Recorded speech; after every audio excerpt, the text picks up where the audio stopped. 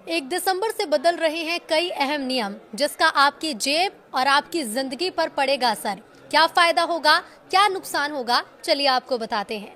नमस्कार, न्यूज़ 18 का digital platform देख रहे हैं आप और मैं हूं आपके साथ रितु सिंह।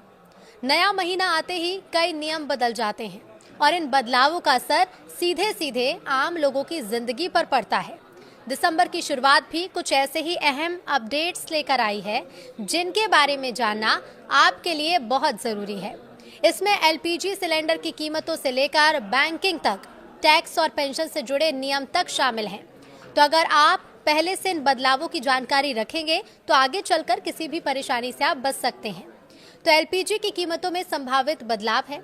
हर महीने की पहली तारीख को तेल कंपनियां एलपीजी सिलेंडर की कीमत की समीक्षा करती हैं। पिछले महीने 6.50 रुपए की कटौती हुई थी और इसीलिए लोग उम्मीद अब ये कर रहे हैं कि दिसंबर में भी कुछ राहत या कुछ बदलाव एलपीजी की कीमतों में देखने को मिल सकता है। हालांकि ये बदलाव बढ़ोतरी भी हो सकती है और कटौती भी हो सकती है। इसका असर सीधे तौर पर आपकी रसोई के खर्च पर पड़ेगा। साथ ही यूपीएस विकल्प चुनने की अंतिम तारीख भी समाप्त कर दी जाएगी। सरकारी कर्मचारियों के लिए यूनिफाइड पेंशन स्कीम की डेडलाइन 30 नवंबर तय की गई थी, जिसे पहले सितंबर से बढ़ाया गया था। अब कर्मचारियों को ये तय करना था कि वो एनपीएस में रहना चाहते हैं या यूपीएस अपनाना चाहते हैं। अगर आगे इसे नहीं बढ़ाया गया तो विकल्प बदलने का मौका हाथ से आपके निकल सकता है। 1 दिसंबर से एक बड़ा बदलाव ये भी कि लाइफ सर्टिफिकेट जमा करने का आखिरी मौका है।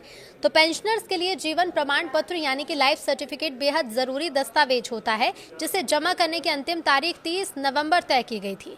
अगर समय पर लाइफ सर्टिफिकेट नहीं जमा हुआ तो पेंशन आपकी रुक सकती है और ऐसे पेंशन भोगी जिन्होंने अभी तक ये प्रक्रिया पूरी नहीं की, उन्हें जल्द कोई कदम उठाने चाहिए। इसके साथ ही 1 दिसंबर से टैक्स और टीडीएस से जुड़े कई अहम काम भी हैं। तो 1 दिसंबर से पहले अक्टूबर महीने में कटे टीडीएस से कुछ ज़रूरी काम पूरे करने के निर्देश थे। सेक्शन 194 1A, 194 1B, 194 M और 194 S के तहत कटौती होने पर उसका स्टेटमेंट नवंबर के अंत तक जमा करना जरूरी था। इसके अलावा ट्रांसफर प्राइसिंग से जुड़े मामलों में सेक्शन 92E की रिपोर्ट की अंतिम तारीख भी 30 नवंबर थी।